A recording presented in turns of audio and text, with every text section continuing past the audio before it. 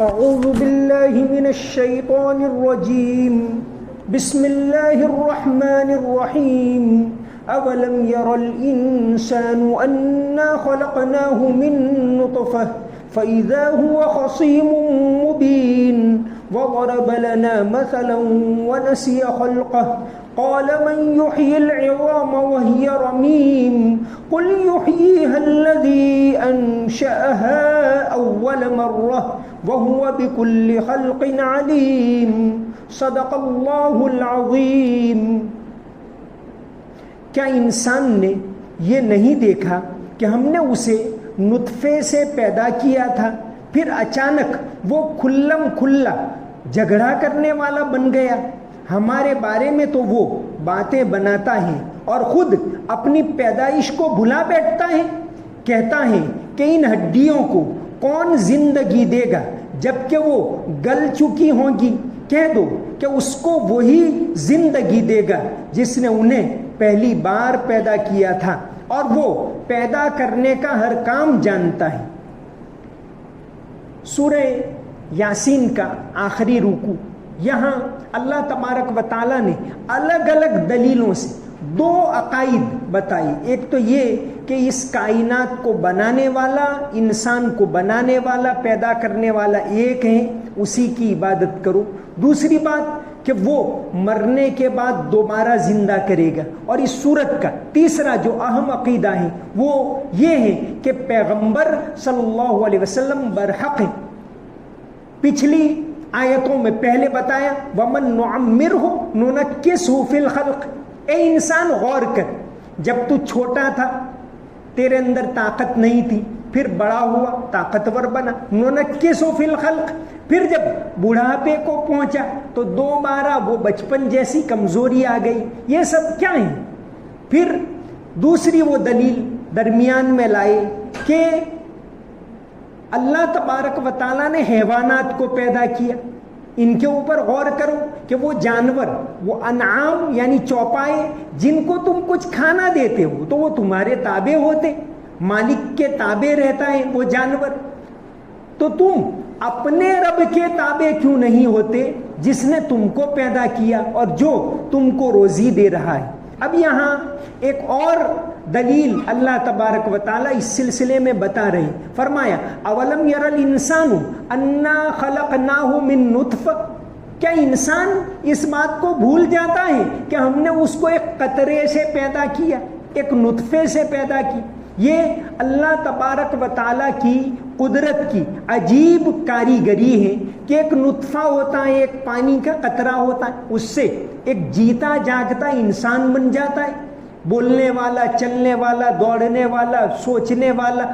یہ اللہ تعالیٰ کی قدرت کی کاریگری کہ تمام انسان جتنے بھی ہیں چند سال پہلے کیا تھے ہی نہیں۔ هل أتى على الإنسان حين من الدهر لم يكن شيئا مذكورا، کہ وہ قابل ذکر چیز بھی نہیں تھا۔ پھر اللہ تبارک و تعالیٰ نے اس کو پیدا کیا، اس کو دو آنکھیں دی، اس کو دو کان دیے۔ ان السمع والبصر والفؤاد کل اولئک کان عنہ مسئولا، اللہ تعالیٰ ان تمام نعمتوں کے بارے میں قیامت کے دن سوال کریں گے۔ تو یہاں بتایا اولم یر الانسان انا خلقناہ من نطفہ، کیا انسان اس بات پر غور نہیں کرتا کہ ہم نے اس کو ایک پانی کے قطرے سے پیدا کیا جو قابل ذکر بھی نہیں ہے؟ فَإِذَا هُوَ خَصِيمٌ مُبِينٌ، اب وہ دلیلیں کرنے لگا۔ وَضَرَبَ لَنَا مَثَلًا، ہمارے بارے میں دلیلیں کرتا ہے۔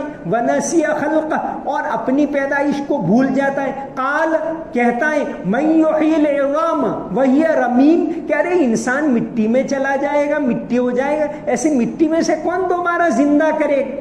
اس سلسلے میں ایک واقعہ آتا ہے عاص ابن وائل، تفسیر ابن کثیر میں واقعہ ہے۔ عاص ابن وائل جو ایک بڑے مخالف تھے آپ صلی اللہ علیہ وسلم کی، وہ ایک مرتبہ مذاق اڑانے کے لیے بطحا سے، میدان میں سے ایک پرانی ہڈی لے آئے انسان کی، اور آپ صلی اللہ علیہ وسلم کے سامنے، بھئی آپ کو تکلیف پہنچانے میں انہوں نے کوئی کسر نہیں چھوڑی، مخالفت کرنے میں کوئی کسر نہیں چھوڑی۔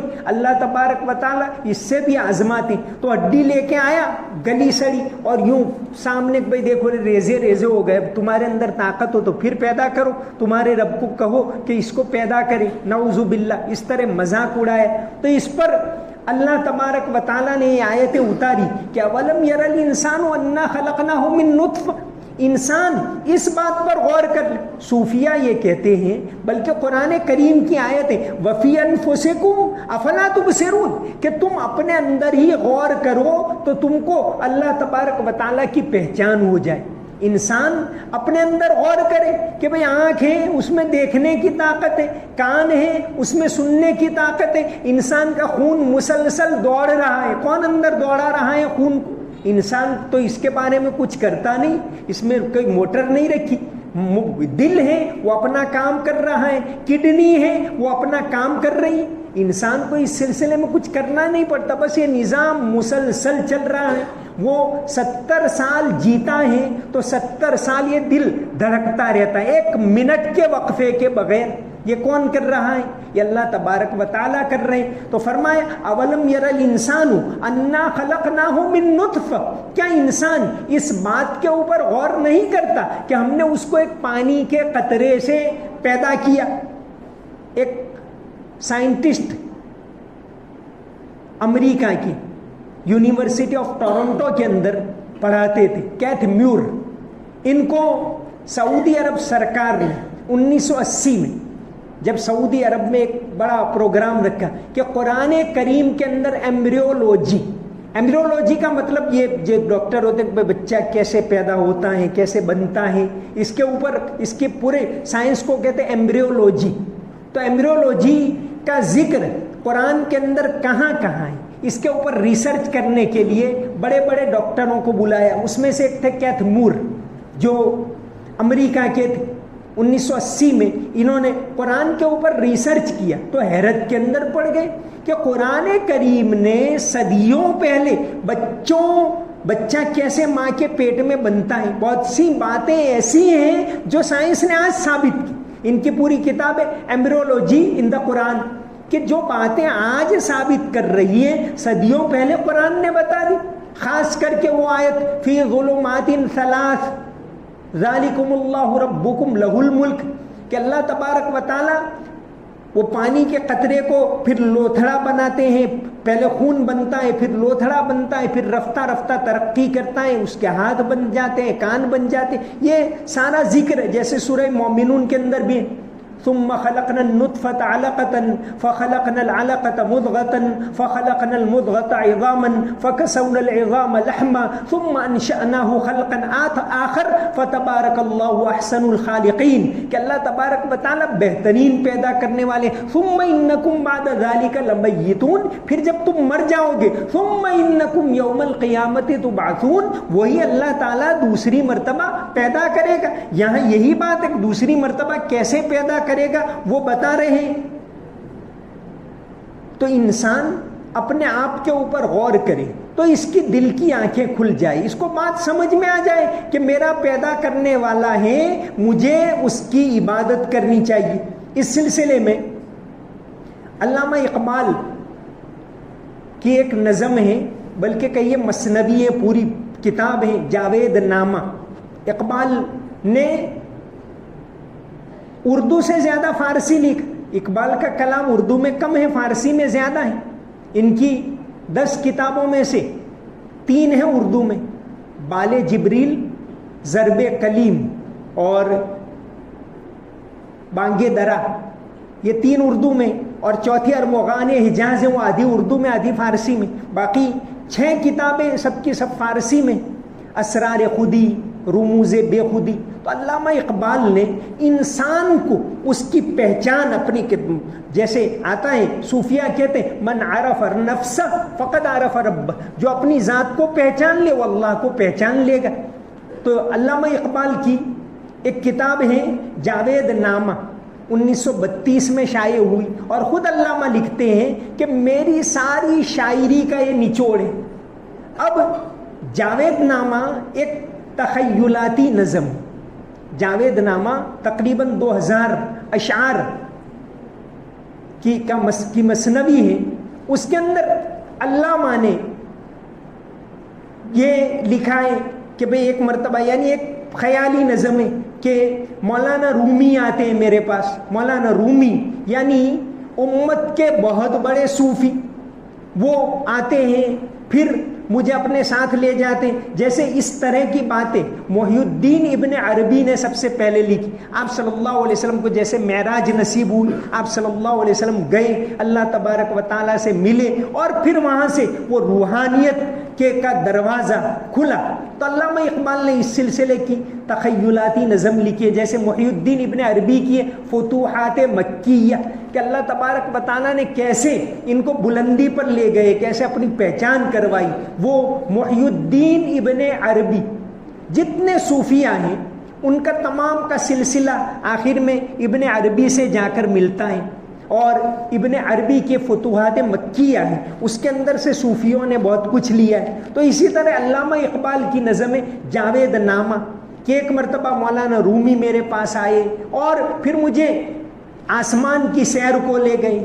سب سے پہلے ہم چاند کے اوپر گئے. انہوں نے دنیا کا جتنا فلسفہ ہے توحید کے بارے میں اور انسانیت کے بارے میں، اخلاقیات کے بارے میں، اس تمام کو اس کے اندر جمع کر دیا ہے. علامہ نے خود لکھا ہے کہ جاوید نامہ ہے وہ میری زندگی کا نچوڑ ہے، اور یہ لکھا ہے کہ بھئی مجھے اس نظم نے نچوڑ لیا، میری ساری قوتیں اس نظم کے اندر ختم ہو گئی.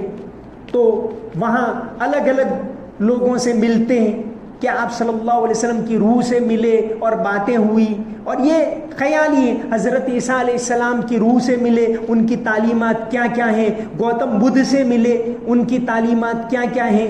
اس طرح تمام وشوامتر، ہندوستان کے ایک بہت بڑے وہ فلسفر گزرے وشوامتر، تو ان سے ملے. علامہ اقبال انڈین فلسفی سے بہت اچھی طرح واقف تھے. اسی طرح بھرتروہری ایک بہت بڑا فلسفر گزرا ہے، تقریباً 1600 سال پہلے. اجین کا جو بادشاہ تھا وکرماجیت، ان کا بھائی تھا، لیکن انہوں نے راج کو چھوڑ دیا اور چلے گئے جنگل میں. علامہ اقبال کی جو کتاب بال جبریل، اس کا پہلا شعر ہے، پھول کی پتی سے کٹ سکتا ہے ہیرے کا جگر. کیا اگر آدمی کی آنکھ کھلی ہوئی ہے تو اس کو ایک بات کافی ہو جاتی.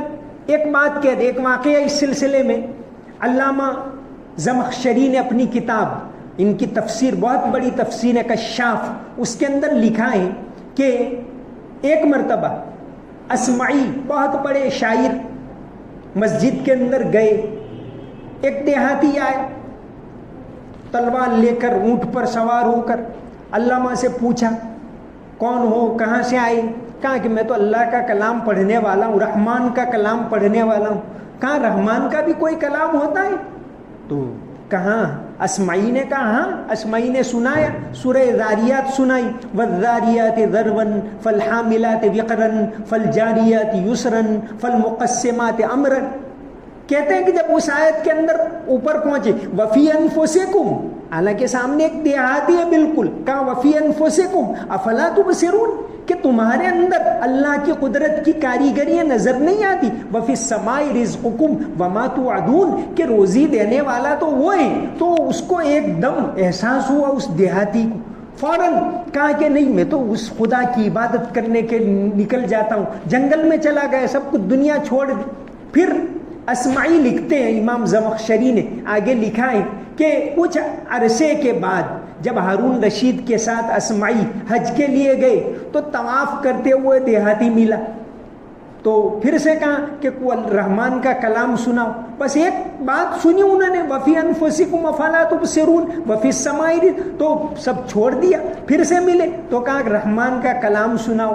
اسمعی نے سنایا، وہی سورہ ذاریات پڑھی، والذاریات ذروا فالحاملات وقرا، اور اسی آیت کے اوپر پہنچے وفی السماء رزقکم وما توعدون، اور وہیں اس دیہاتی کا انتقال ہو گیا مطاف کے اندر. ایسا واقعہ امام زمخشری نے اپنی کتاب کے اندر لکھا ہے. تو ایک شعر ہے علامہ اقبال کا، پھول کی پتی سے کٹ سکتا ہے ہیرے کا جگر، کہ اگر دنیا کا، سائنس والے کہتے ہیں ہارڈیسٹ آبجیکٹ، دنیا کا سب سے سخت مادہ ہے ہیرا، تو کہتے ہیں پھول کی پتی سے وہ بھی کاٹ سکتے.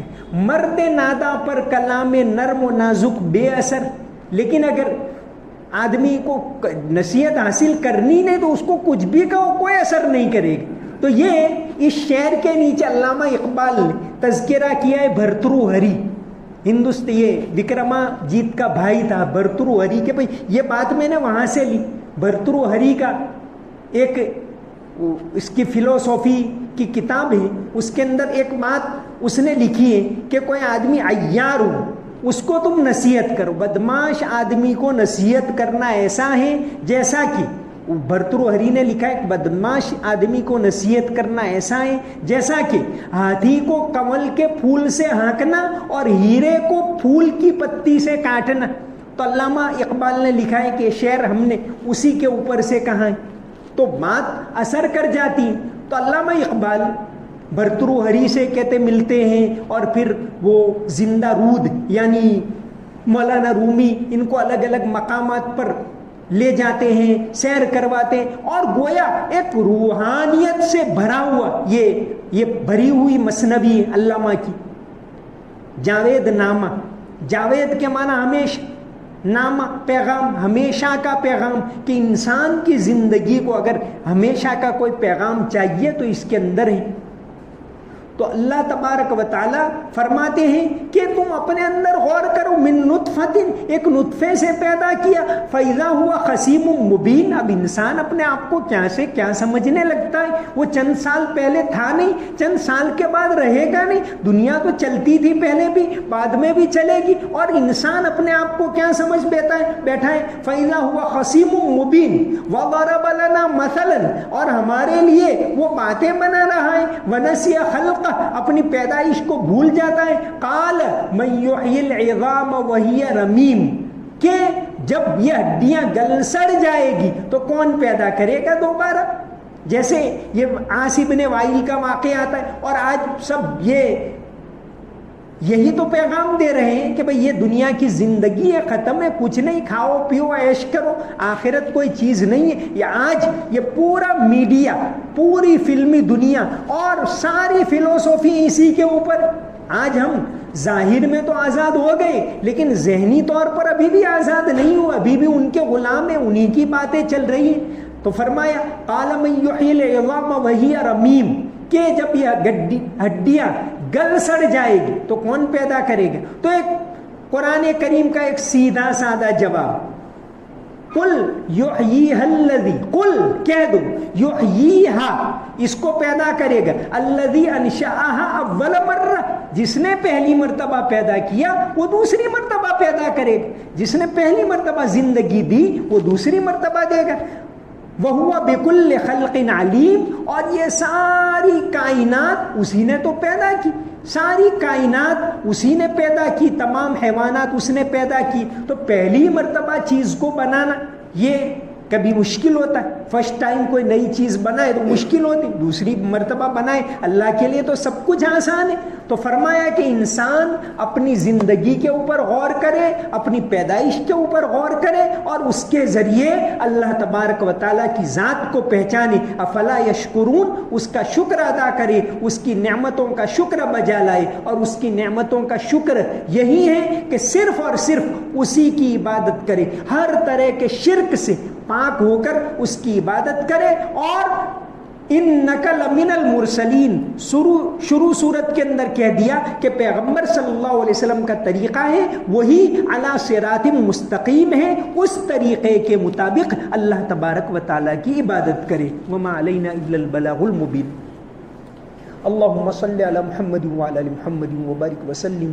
ربنا آتنا في الدنيا حسنة وفي الآخرة حسنة وقنا عذاب النار. ربنا هب لنا من أزواجنا وذرياتنا قرة أعين واجعلنا للمتقين إماما. یا اللہ ہمارے گناہوں کو معاف فرما، یا اللہ ہمارے گناہوں کو معاف فرما، یا اللہ ہمیں تجھ سے مانگنے کی توفیق عطا فرما. یا اللہ تیرے حبیب صلی اللہ علیہ وسلم نے تو فرمایا الدعاء مخ العبادہ، کہ عبادت کا خلاصہ تو دعا ہے یا اللہ آج ہم تجھ سے مانگنے سے دور ہیں، ہمیں مانگنے کی توفیق عطا فرما یا اللہ، تو نوازتا ہے یا اللہ، بے انتہا دیتا ہے، کرم کرتا ہے یا اللہ، تو اپنی نعمتیں برسا رہا ہے یا اللہ، تو نے اپنے فضل سے رمضان کا بابرکت مہینہ عطا کیا یا اللہ، اپنے فضل سے یہ آخری عشرہ عطا کیا یا اللہ، ہمیں معاف فرما یا اللہ، ہمیں معاف فرما، ہماری عبادتوں کو قبول فرما، روزوں کو قبول فرما، تراویح کو قبول فرما، تلاوت کو قبول فرما، ہمیں کلام پاک کی محبت نصیب فرما،